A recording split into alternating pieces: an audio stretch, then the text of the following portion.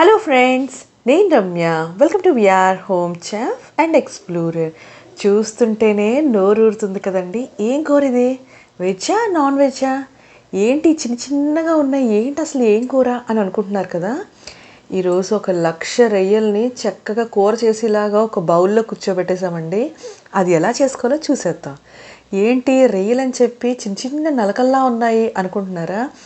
ఈరోజు నాకు ఒక చిన్న రొయ్య దొరికిందండి. అంటే 1.5 ఇంచ్ సైజులోని చిన్న చిన్న రొయ్యలతోని కూరని ఎలా తయారు చేసుకోవాలో చూపించబోతున్నాను. ఆ నలకల్లా ఉన్నాయని చెప్పాను కదండి, అవి రొయ్య కళ్ళండి. ఈ రొయ్యల్ని వలాల్సిన పని లేదు. చక్కగా వాటర్లో వేసుకుని 1-2 సార్లు బాగా కడుక్కోవాలండి. 1-2 సార్లు అంటే 2 సార్లు కడిగారు, ఒక 10 సార్లన్నా వాటర్ని మారుస్తూ మారుస్తూ కడుక్కుంటే సరిపోతుందండి. దీనికి అవుట్ సైడ్ లేయర్ అనేది ఫామే అవ్వలేదు, అంత చిన్న రొయ్యలు ఇవి. సో వలాల్సిన పని లేకుండా చక్కగా బాగా కడుక్కొని వాటర్ మొత్తం డ్రైన్ చేసుకుని ఒక పక్కన పెట్టుకోండి. స్టవ్ పైన ఒక ప్యాన్ పెట్టుకుని 4 to 5 స్పూన్స్ వరకు ఆయిల్ వేసుకోండి. ఆయిల్ బాగా వేడెక్కిన తర్వాత తాలింపును వేసుకుందాం. తాలింపు మీకు నచ్చిన చాయిస్లో వేసుకోవచ్చు. నేనైతే కరివేపాకు, పచ్చిమిరపకాయలు వేసుకొని ఇవి 2 బాగా వేగించేసుకోండి. ఇవి 2 బాగా క్రిస్పీగా అయిన తర్వాత మాత్రమే రఫ్గా చాప్ చేసుకున్న ఒక 4 ఆనియన్స్ని ఇలా దీంట్లో వేసుకుని బాగా ఫ్రై చేసుకోవాలి.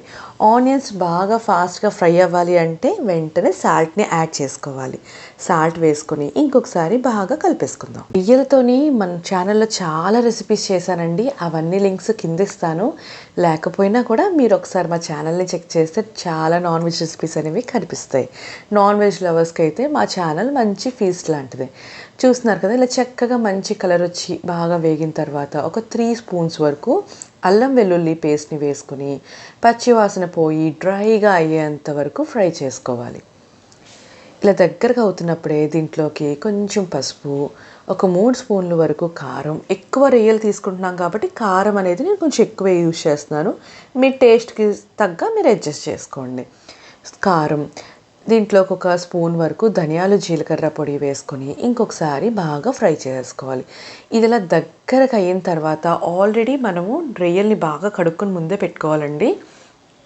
వాటర్ని సపరేట్ చేసుకుని ఆ రొయ్యల్ని కూడా దీంట్లో వేసేసుకోవాలి. రొయ్య మ్యాక్సిమం 1.5 ఇంచ్ సైజే ఉందండి. నార్మల్గా రొయ్యల విషయం వచ్చేసరికి 50 కౌంట్, 30 కౌంట్, 40 కౌంట్ అంటారు కదా. ఇది అలా కాదండి, థౌజండ్స్ కౌంట్ ఇది. అంత బుల్లి రొయ్యల్ని చక్కగా నేను చూసినట్టుగా లెవెల్ చేసుకుని కొంచెం వేడెక్కగానే రొయ్య అనేది గట్టిపడుతుందండి. అప్పుడు మాత్రమే దీన్ని కలుపుకోవాలి. లేకపోతే రొయ్య విరిగిపోతుందని చెప్పి ఒక 2 మినిట్స్ అలా వదిలేసి అప్పుడు మాత్రమే కలుపుకోండి. దీంట్లోంచి వాటర్ అనేది రిలీజ్ అయ్యి ఇలా డ్రైగా ఫ్రై అవుతుందండి. అలా ఫ్రై అయ్యేంత వరకు ఇలా కలుపుకుంటూనే ఫ్రై చేసుకోండి. ఇలా దగ్గరగా అయిన తర్వాత దీంట్లోకి ఒక 2 పెద్ద టమాటాలు, ఒక 4 నుంచి 5 వరకు జీడిపప్పుని మెత్తని పేస్ట్ లాగా చేసుకుని దీంట్లో వేసుకోండి. ఏ రొయ్యల కూరలో అన్నా ఇలా వేసి చూడండి. అసలు మీ ఇంటికి వచ్చినవారు, మీ ఇంట్లో ఉన్నవారు కూడా అబ్బా చాలా బాగుంది అంటారండి. ట్రై చేసి ఎలా ఉందో కూడా ఈసారి నాకు చెప్పండి. చూసారు కదా, ఇలా వేయంగానే దీంట్లో వాటర్ వస్తుంది కాబట్టి మూత పెట్టుకొని ఆయిల్ రిలీజ్ అయ్యేంత వరకు కుక్ చేసుకోవాలి. ఇలా పూర్తిగా డ్రైగా ఫ్రై అయ్యేంత వరకు కుక్ చేసుకొని దీంట్లోకి ఒక 2 స్పూన్స్ వరకు గరం మసాలాని యాడ్ చేసేసుకోండి.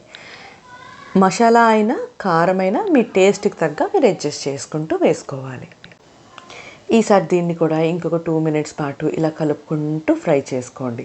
ఈసారి దీంట్లోకి ఒక గ్లాస్ వరకు వాటర్ని వేసుకుని మసాలాలు రొయ్యలతో పాటు కుక్ అయ్యాయి అనుకోండి, ఫ్లేవర్ మొత్తం రొయ్యలకి బాగా పడుతుంది. కాబట్టి ఇలా చక్కగా ఒక గ్లాస్ వరకు వాటర్ వేసుకొని ఒకసారి బాగా కలిపేసుకొని మూత పెట్టేసుకోండి.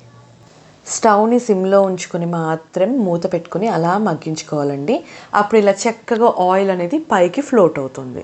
ఇలా ఫ్లోట్ అయ్యి దగ్గర పడిన తర్వాత దీంట్లో కొంచెం కొత్తిమీరని కూడా యాడ్ చేసుకొని ఇంకొకసారి బాగా కలుపుకొని కన్సిస్టెన్సీ అనేది మీ టేస్ట్కి తగ్గ చెక్ చేసుకొని స్టవ్ కట్టేసుకోవడమే. ఒకసారి కట్టే ముందు సాల్ట్ని కూడా చెక్ చేసేసుకోండి. అంతే అండి, చూస్తుంటేనే నోరు ఊరిపోతుంది కదా. టేస్ట్ అయితే చాలా బాగుంటుందండి. ఇలా చిన్న రొయ్యలు దొరికినప్పుడు నేను చెప్పినట్టుగా ఇలా ట్రై చేసి చూడండి. ఆ వీడియోని వెంటనే సేవ్ చేసుకోండి. నెక్స్ట్ మే, జూన్లో ఇలాంటి చిన్న రొయ్యలు అనేది డెఫినెట్గా దొరుకుతాయి మీ అందరికీ. తప్పకుండా ట్రై చేసి మీకు ఎలా వచ్చిందో కూడా కమెంట్ చేయండి. నార్మల్ రొయ్యల కర్రీని కూడా ఇలా తయారు చేసి చూడండి, చాలా బాగుంటుందండి.